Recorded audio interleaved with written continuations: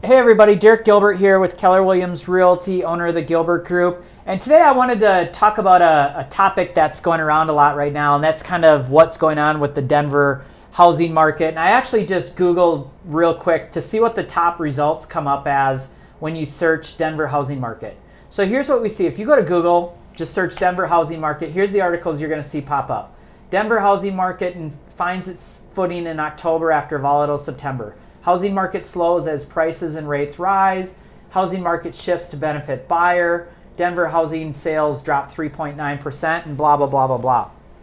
This is usually what happens in the media is they don't understand the sales cycles of the real estate market.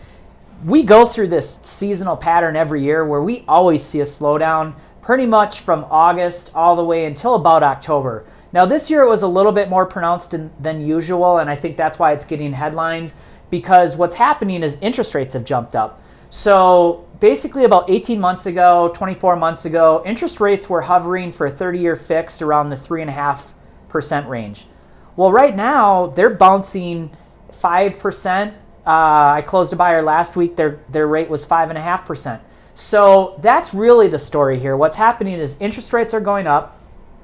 That will naturally cause downward pressure on pricing, and it will usually start to stabilize a market that's been shooting up for the past couple of years. So what's happening is we're just balancing our marketing out. We're not seeing any kind of market crash. We're not seeing anything that's going to indicate that, we're going to see a ton of home value loss in Denver or spiking inventory or anything like that. So this is pretty typical. We saw about a 30% decline in sales from August until now, which were first week in November. Usually we see about 20%, so we're a little bit up over that. We saw about a 4% pullback in pricing. We usually see about 3%, so we're only 1% more than usual. So nothing drastic is going on here. If anything, this is actually a really good time for buyers. We're actually finding that the fall is usually when we can negotiate the best deals.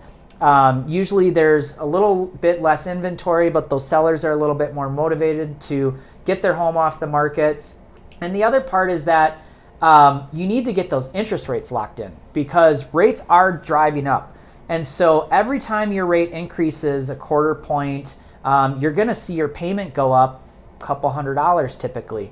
So time is of the essence in a down market, in a low inventory or a low interest rate market, to make sure that you're getting that stuff locked in. So anyways, I just wanted to have a quick discussion about that today. Just kind of give you guys the real scoop of what we're seeing go on in our real estate market. And if you have any other questions, if there's anything we can help you out with, whether you're looking to buy a home, sell a home, or even invest in real estate, give me a call, 720-480-9877. Thank you.